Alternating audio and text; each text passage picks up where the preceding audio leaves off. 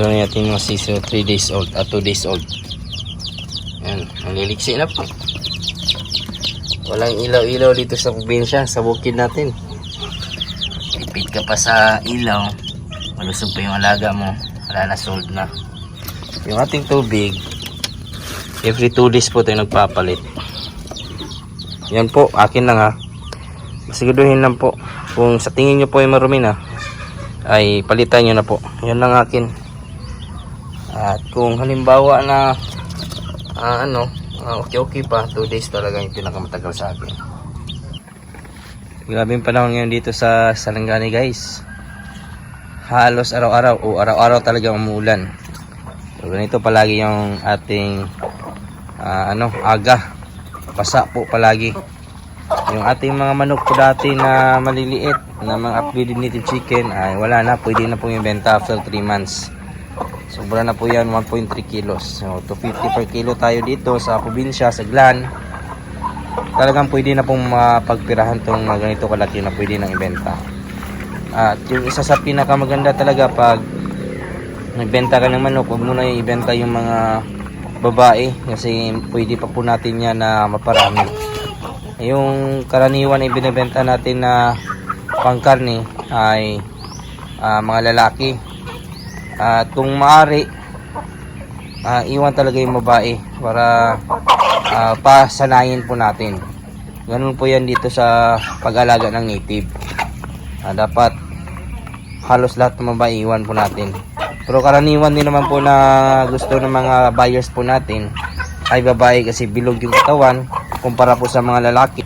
At isa sa kagandahan po ng mga native po, mga babae, yung kanilang itlog. Kahit abutan po yan ng 2 linggo, bago nalimliman ay mapipisa pa rin po yan. Lalo na po pag hindi po masyadong mainitan yung kanang kulungan, yung kanang paitlugan. Ngayon may isa tayong naglimlim. Tingnan po natin dito. Yung babae po yan, oh.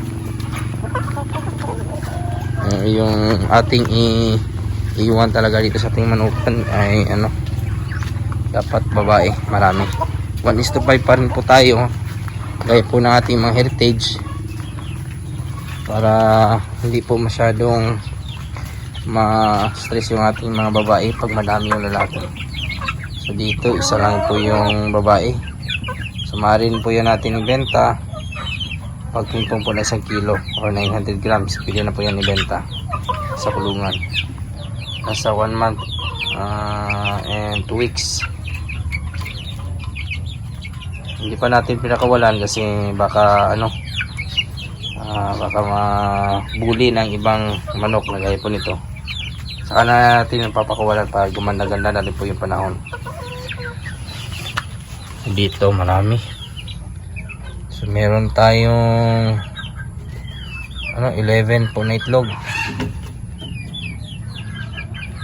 Yan, kahit abutan yan ng 2 linggo, mapipisa pa rin po yan.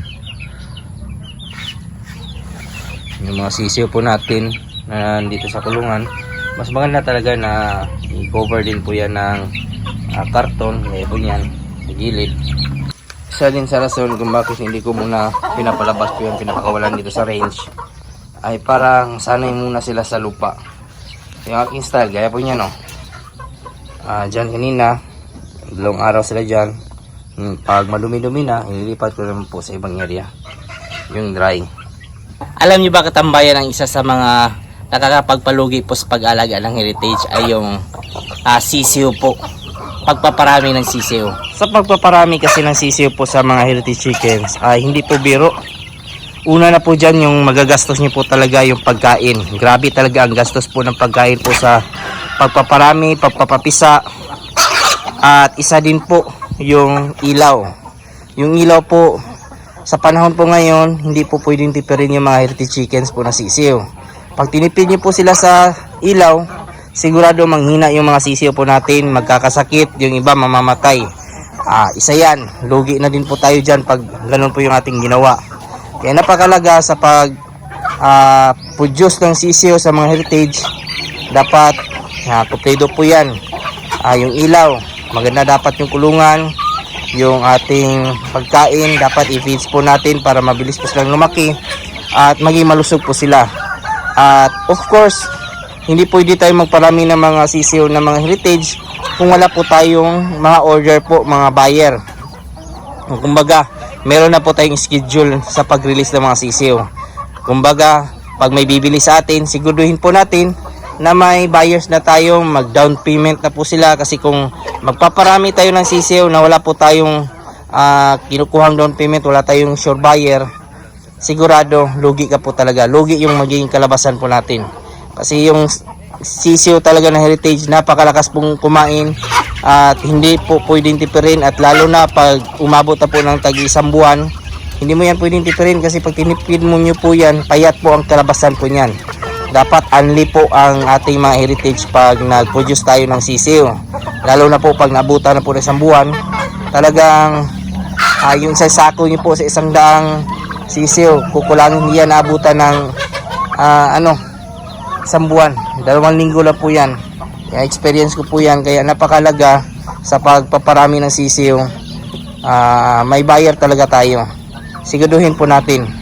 Kasi sa mga kaibigan po natin na pasyalan, nagpaparami ng sisiw ng mga heritage, pagkatapos walang buyer, nagrereklamo. Isa sa problema nila yung gastos sa pagkain. Kaya sa mga kaibigan natin, wag muna talaga tayo magparami. Wag tayo mag-produce ng sisiw kung wala tayong sure buyer.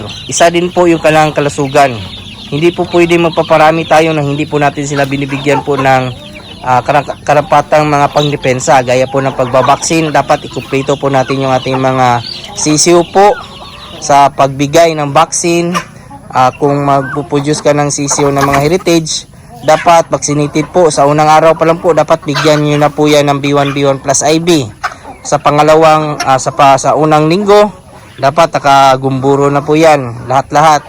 At pangalawang linggo, may lasuta plus IB po tayo. At sa pangatlong linggo na pang-apat na vaksin, dapat nabigyan na rin po natin yan ng Colpax vaccine, 4 na vaccine.